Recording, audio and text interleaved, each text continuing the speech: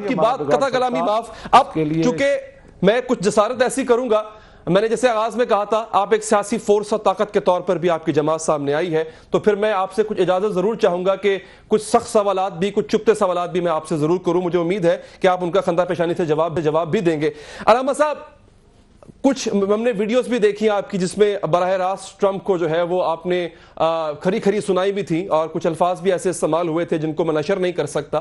اگر میں یہ دیکھوں کہ کل کو تحریک لبیک کو موقع ملتا ہے آگے آنے کا، تو تحریک لبیک کی کیا خارجہ پالیسی یہی ہوگی؟ کیا وہ اسی طرح سے سفارتی تعلقات کو ڈیل کیا کریں گے جن میں سخت زبان، یہاں تک کہ گالیوں تک کا عنصر نمایاں ہوگا؟ قبلہ بات یہ ہے کہ جب ہماری حکومت آئے گی نا تو پھر ہماری خارجہ پالیسی جو ہے وہ اسلام کے تابع ہوگی. اور میرے آقا و مولا نے خود بھی حکومت فرمائی ہے، چاروں خلفاء نے بھی کی ہے. بہادر شاہ ظفر تک ہمارا دبدبہ رہا ہے، خلافت عثمانیہ تک رہا ہے. تو اگر ہمارے کوئی دو جملے سخت ہو جاتے ہیں تو اس کا مطلب یہ تھوڑا ہوتا ہے کہ پورا نظام ہی الٹ پلٹ جائے گا. یہ باتیں نہیں ہیں. انشاءاللہ جب ہمارا نظام آئے گا تو دنیا میں فرض بالمحال میں ابھی یہ کہتا ہوں کہ میں آپ کو ووٹ دینا چاہتا ہوں، اس کے لیے میں یہ ضرور جاننا چاہوں گا کہ تحریک لبیک یا رسول اللہ صلی اللہ علیہ وسلم کی معاشی پالیسی کیا ہوگی، کیونکہ جو ملک معاشی طور پہ مضبوط نہ ہو وہ خارجی طور پر جو ہے کچھ نہیں کر سکتا. جی ڈی پی کا اس وقت 70% ہم تھریشولڈ کراس کر چکے ہیں، ہمارا جو قرضہ ہے ملک کا وہ اپنی دہلیز کو پار کر چکا ہوا ہے. آپ کا کوئی معاشی پلان ہے اس ملک کے لیے؟ جناب کیا بات ہے، بہت بڑا آپ نے سوال کیا. انشاءاللہ آپ کو پتہ ہونا چاہیے کہ جب اسلام آیا، عمر بن عبدالعزیز جب مسجد سے گھر گئے تھے تو آدھا اسلام نافذ ہو چکا تھا، اور ایک رات گزری تھی تو صبح تک نظام مصطفیٰ نافذ ہو چکا تھا.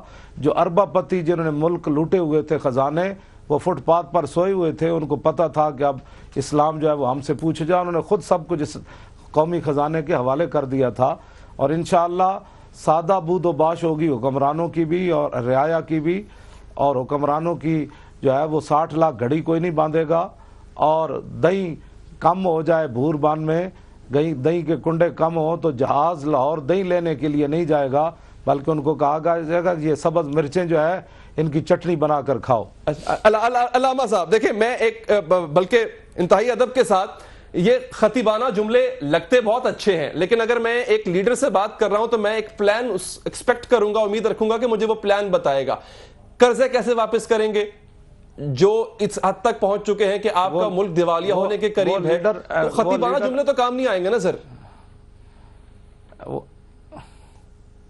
نہیں، وہاں خطیبانہ تھوڑے جملے تھے. وہاں تو اب تو حالات اس طرح کے نہیں ہیں. وہاں تو لوگ اپنے مخالفین کی قبروں کو ہڈیاں بھی نکال کر ان کے درے مارتے تھے. کیا کرتے آپ؟ اسلام بڑا ایک برکت والا نظام ہے، کوئی چل کر دیکھے تو صحیح نا. اب باتیں تو نہیں نا صرف کرنی سی. یہ بل پاس ہونے سے اسلام تھوڑا آئے گا. یہ بل جی پاس ہوا، اب اسمبلی کے پاس جائے گا. اسمبلی اس بل کو کیا پاس کرے گی؟ جو خود کروڑوں اربوں کے قوم کے لٹیرے ہیں وہ کیا پاس کریں گے کہ اسلام آئے؟ اسلام کو انہوں نے 70 سال ڈرا کر رکھا. اسلام کی کون سی بات ہے جس پر انہوں نے عمل کیا؟ بلکہ اگر آپ محسوس نہ فرمائیں تو سود کے مسئلے میں آپ کو پتہ ہے، آپ کے جو آپ نے کو بڑا لوگ کہنے والے وہ کہنے لگا کہ ہم یہاں مدرسے کھول دیں، جو سود کھاتا ہے اس کو اللہ پوچھے گا، جو نہیں کھاتا وہ نہ کھائے. ہم مدرسے تو نہیں. جب آپ اسلام کو یہ آپ مقام دیں گے تو اسلام تو آپ کی مدد نہیں نہ کرے گا. اسلام تو اسی وقت مدد کرے گا کہ جب آپ کے پاس 8 تلواریں بھی ہو تو آپ بدر کی طرف چل پڑے. فرشتے تو تب آئیں گے نا. آپ جو ہے 20 قسم کے کھانے کے بعد پھر غریبوں کی باتیں کریں، 400 کنال کے اندر رہ کر، 300 کنال کے اندر رہ کر پھر غریبوں کی باتیں کریں. ایسے تو اسلام تھوڑا آئے گا. میں اگر پریکٹیکل بات کروں، ایک پریکٹیکل بات کروں، دیکھیں عرض یہ ہے کہ اس وقت آپ جکڑے ہوئے ہیں آئی ایم ایف کے قرضوں میں. کریں آپ اگر آپ کے پاس حکومت یا اختیار آتا بھی ہے اور اگر اپنی پالیسی آپ تبدیل بھی کرتے ہیں کہ جناب ہم نظام تبدیل کریں گے، تب بھی آپ نہیں کر سکتے کیونکہ آپ نے اتنے ملکوں کا اور آئی ایم ایف کا قرضہ دینا ہے، وہ آپ کو اپنی شرائط پر چلائیں گے. اس کا کوئی لاہ عمل. آپ الیکشن میں جا رہے ہیں علامہ صاحب، آپ کی تھوڑے عرصے بعد جماعت الیکشن میں جا رہی ہے. میں بتا رہا ہوں نا کہ بلا میں بسم اللہ، یہ تو بڑا آپ نے پھر اہم سوال کر دیا. دھرنے کے اندر آپ نے فیض آباد دیکھا کہ قوم نے کروڑوں روپے کی وہاں چیزیں لا کر ہمیں دی.